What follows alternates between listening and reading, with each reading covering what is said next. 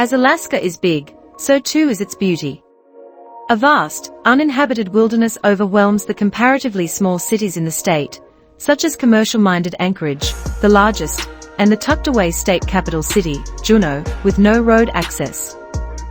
While these cities offer several sights and attractions to explore, it's still the grandiose outdoors that draws people to Alaska, a state also known as the last frontier.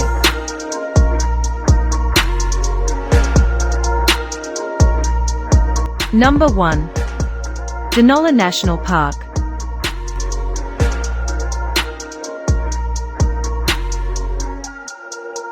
Denali is the third largest national park in the United States, encompassing North America's highest mountain in the northern part of the Alaska Range. Denali is the 20,320-foot peak's traditional name, but modern explorers dubbed it Mount McKinley. The name of the mountain remained a controversy for over 100 years, and in 2015, Denali became the official name for North America's highest peak. Names aside, the 6 million acres of the national park are purely spectacular. Photogenic landscapes include wide river valleys, tundra, high alpine ranges, and glacier-draped mountains.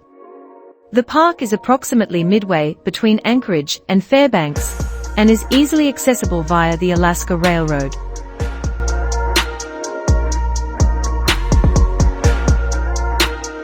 Number 2. Tracy Arm Fjord.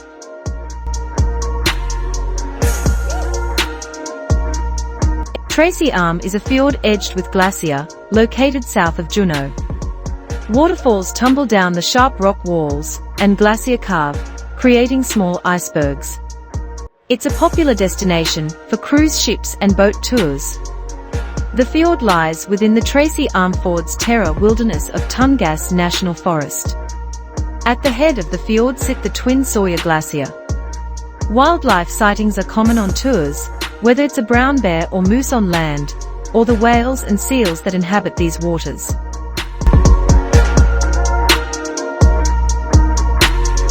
Number 3.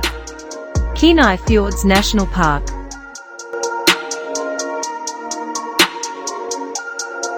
Protecting much of the fjord-riddled coastline of the Kenai Peninsula, south of Anchorage, this national park offers some of the best sightseeing in Alaska.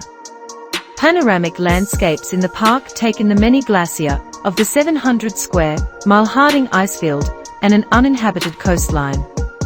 And the national park is home to monstrously large brown bears that feed on the fat, rich salmon.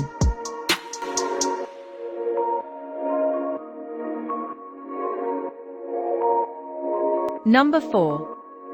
Anchorage.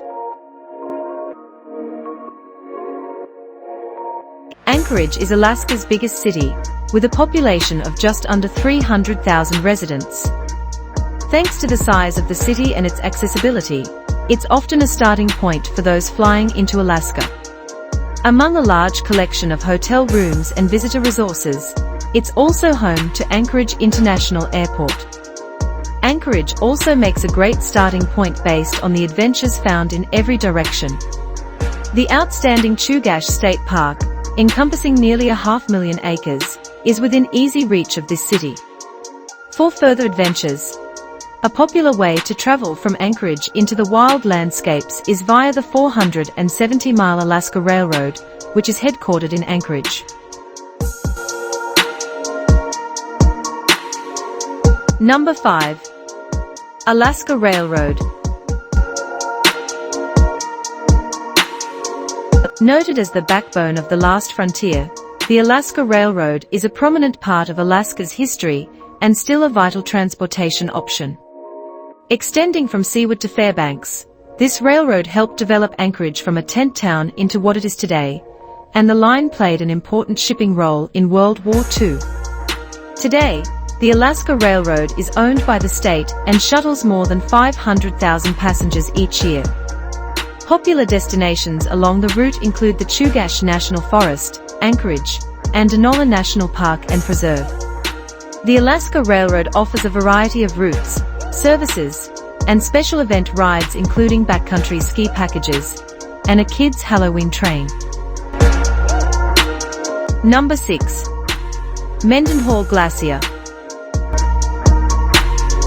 12 miles northwest of the state capital, and accessible by road, the Mendenhall Glacier snakes down from the 1,500 square mile Juneau icefield to touch the shores of a small lake.